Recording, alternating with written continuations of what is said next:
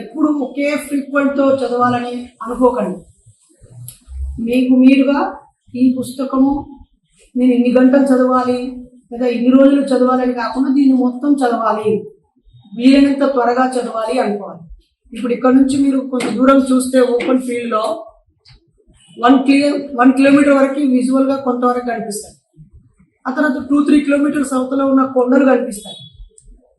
అయితే మీకు ఆ కొండను ఆ మధ్యలో వచ్చేటువంటి డిస్టర్బెన్సెస్ కాకుండా మీకు కనిపిస్తున్నంత దూరం దారి ఎలా ఉందో తెలుస్తుంది కాబట్టి స్పీడ్గా వేగంగా జాగ్రత్తగా వెళ్ళిపోవాలి. మీరు ఎంత ముందుకు వెళ్తే మీ చూపు అంత ముందు కనిపిస్తూ ఉంటుంది. 1 కిలోమీటర్ వెళ్తే ఇంకో కిలోమీటర్ వరకు కనిపిస్తూ ఉంటుంది దారి. అలా నీకు కనిపించేది వేగంగా వెళ్ళొచ్చు, కనిపించదని అంచనా వేసుకోకూడదు. మీరు ఒక ఎకనామిక్స్ లో క్షీణ ఉపాంత ప్రయోజన సూత్రం అని ఉంటుంది, రాబిన్స్ నిర్వచనం అక్కడ ఉంటుంది. మనిషి 4 అట్టిపళ్ళు తింటే 100 క్యాలరీల బలం వస్తే 8 అట్టిపళ్ళు తిన్నప్పుడు 200 క్యాలరీల బలం రాదు, తగ్గిపోతా ఉంటుంది. అంటే ఎంత అవసరమో అంతే. కాబట్టి మీ బ్రెయిన్ ఎంత స్పీడ్గా చదవగలుగుద్ది, 1 గంటలో ఎంత చదవగలుగుద్ది, లేదా ఒక హాఫ్ డేలో ఎంత కాన్సన్ట్రేట్ చేయగలుగుద్ది, 1 రోజులో మీ కెపాసిటీ ఏంటో first you know about your self.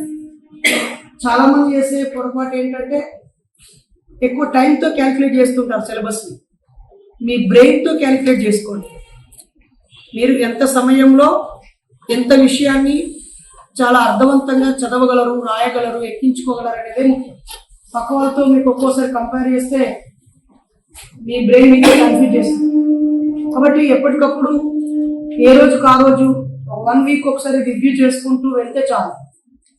ఎవరైనా కాంపిటేటివ్ ప్రిపేర్ అయ్యే వాళ్ళు లాస్ట్ 6 డేస్లో, లాస్ట్ 5 డేస్లో నేను ఎంత సమయం నిద్రపోయాను, హెల్త్కి ఓకేనా, నేను హెల్తీగా ఉన్నానా, నా ముందు పెట్టుకున్న సిలబస్ ఎంత ఫినిష్ చేశాను, దాన్ని క్రాస్ చెక్ చేసుకుంటే నేను ఏ స్థాయిలో ఉన్నానని తెలుస్తుంది.